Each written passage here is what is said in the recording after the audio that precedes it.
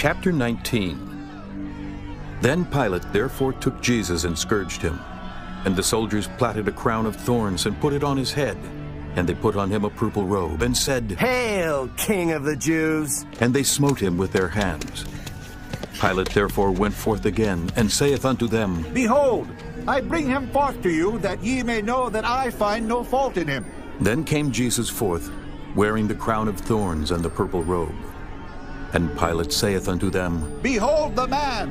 When the chief priests therefore and officers saw him, they cried out, saying, Crucify him! Crucify him! Pilate saith unto them, Take ye him and crucify him, for I find no fault in him. The Jews answered him, We have a law, and by our law he ought to die, because he made himself the Son of God. When Pilate therefore heard that saying, he was the more afraid, and went again into the judgment hall, and saith unto Jesus, Whence art thou? But Jesus gave him no answer.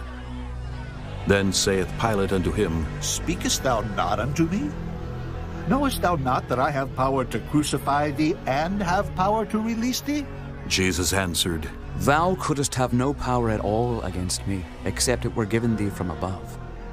Therefore he that delivered me unto thee hath the greater sin. And from thenceforth Pilate sought to release him. But the Jews cried out, saying, If thou let this man go, thou art not Caesar's friend.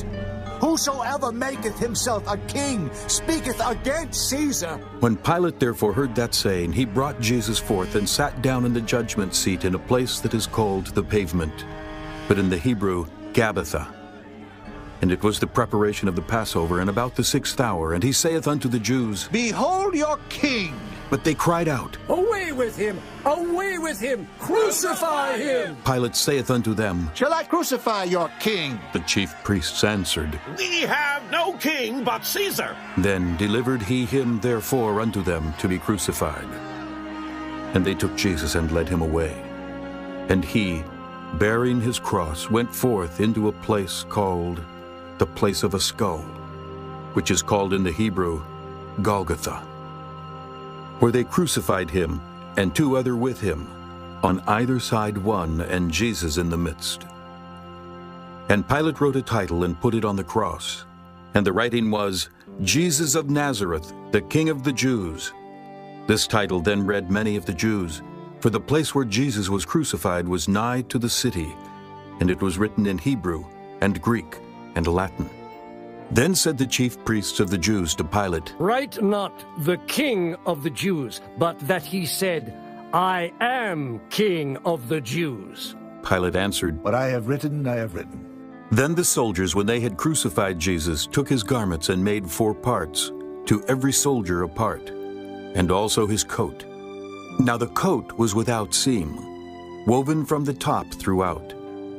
They said therefore among themselves, Let us not rend it, but cast lots for it, whose it shall be. that the scripture might be fulfilled, which saith, They parted my raiment among them, and for my vesture they did cast lots. These things therefore the soldiers did. Now there stood by the cross of Jesus his mother, and his mother's sister Mary, the wife of Cleophas, and Mary Magdalene. When Jesus therefore saw his mother, and the disciple standing by whom he loved, he saith unto his mother, Woman, behold thy son. Then saith he to the disciple, Behold thy mother. And from that hour that disciple took her unto his own home.